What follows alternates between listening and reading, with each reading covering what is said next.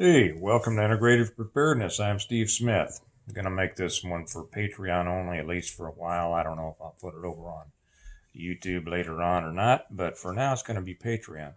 I'm not going to go into a lot of detail here, but I want to make kind of a generalization and get everybody thinking about what's coming as far as our country, um, what's happening with our government, and how we need to be thinking about it. And to do that, I want to use two groups that you've probably heard me. If you've been with me for a while, you've heard me talking about these groups before, and talking about preparedness and survival lessons from each one of them. One is the Irish Republican movement in Ireland, represented militarily by the IRA and other groups, and politically by groups like Sinn Féin. Now, a lot of people, when they get into talking about the IRA, and most people don't have any idea the truth about that organization or the truth about the Irish Republican movement.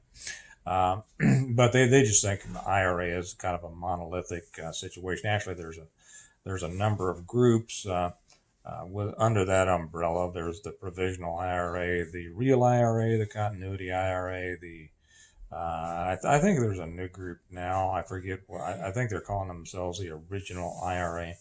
None of the INLA, none of that's really important that for our purposes here. Um, and then on the American side, you've heard me, if you've watched the last couple that I've made here on Patreon. I made a couple about lessons from The Godfather, extremely important lessons um, having to do with preparedness. Um, and then lessons from the American, it's improperly called Mafia, more properly called Cosa Nostra. And I'm going to get in. There's some funny stuff about that too, and a lot of misunderstandings that I'll be getting into in um, other videos. But the point I want to make today is that both of these organizations, or both of these communities, I'll call them communities instead of organizations, because that's really more what they are. They show us, they give us great lessons about how to deal with oppressive governments, how to live under oppression. Now, they lived under oppression for different reasons. The Irish, because of racial and religious differences with England, and they lived under that for 800 years. Their lesson comes to us and shows us the importance of having both a military and a political response. Okay, I know that in certain, um, well, in some videos that I've made recently, when I have encouraged political action, I've had some people say, "Well, you're just a sellout, and this, the time politics doesn't work.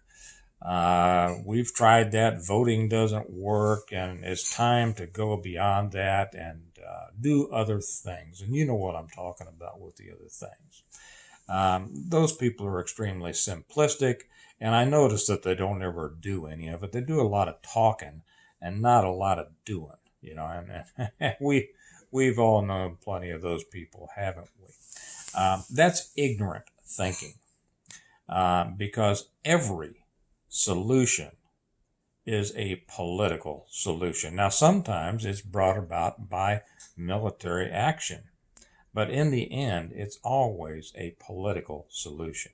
Okay, so from that, that's the lesson that I want to take away from there, in this short little video today. That as the Irish came about it from more than one point, one political, another militarily, and there are other things in there too.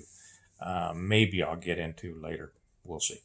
Um, but they have come a long way. They have been successful in many, many ways by using those two different kind of pincers for their purpose, and that's really what we need to be thinking about too.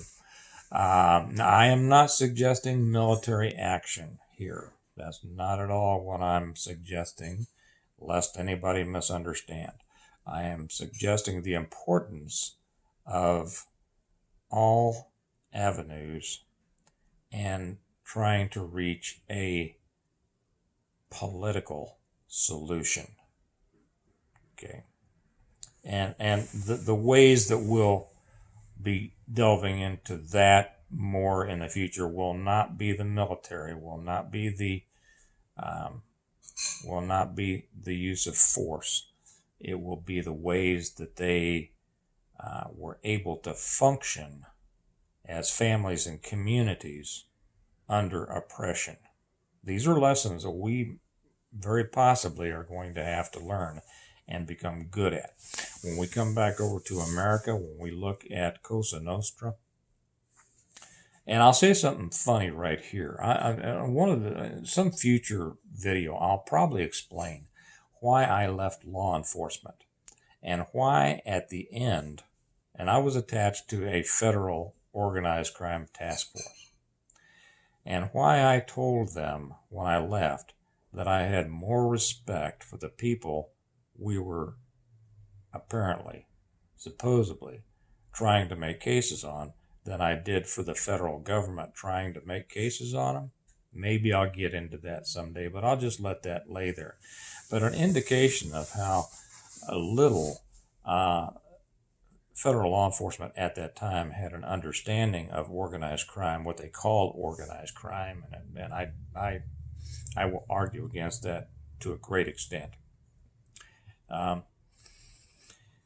Is that they love to refer to organized crime or the mafia as LCN, Lacosa Nostra.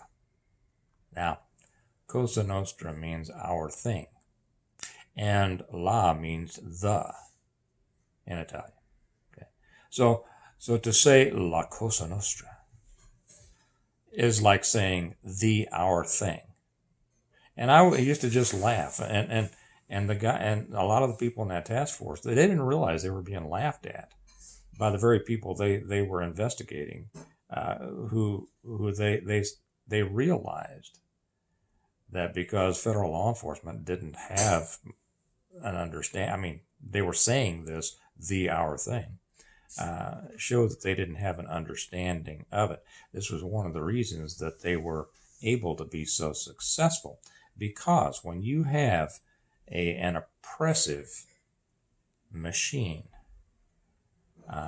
trying to control the way you live, it is the ignorance of that very machine that you have to use in order to maintain a good lifestyle.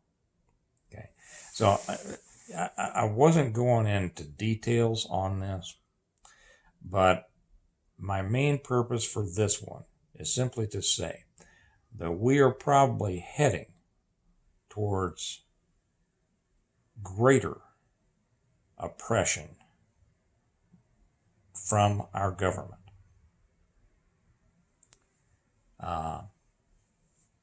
And that we need to understand how to live well under it until we come out the other end of it. Does that make sense? Does that make a little bit of sense? That it's not just because people want to oppress you, depending on your ability to resist that, doesn't mean that you actually have to be oppressed. Okay? It's kind of like I used to tell my students, just because somebody swings at you doesn't mean you have to get hit. Okay? It's how you respond to it. So anyway, I just wanted to say that's kind of what we're going to be talking about, but that's in the future, in future videos. But this, first, it's important to have an understanding of this. Greater oppression is coming. Okay? How you arrange yourself, how you arrange your life, how you prepare for it, and how you look at it is going to determine how well you do while it's here and come out the other end just fine. Okay, so I'm going to leave it at that. But You know, we can't always change everything. We can't change what's happening in the world around us in a big way, but we can respond to it in small ways that minimize its effect on us. So just kind of keep that in mind. And I'm going to be talking about more of these things in detail in the future. So you all have a good day. I will see you later. Sorry I haven't been here as much lately. It's been really busy, but I'll be back more now. And remember that we prepare well today in order to live well tomorrow. So you all start preparing and thinking about how you're going to live with more and more people trying to tell you how to live. But you want to live the way you want to. So get ready. Okay. I'll talk to y'all later. Bye-bye.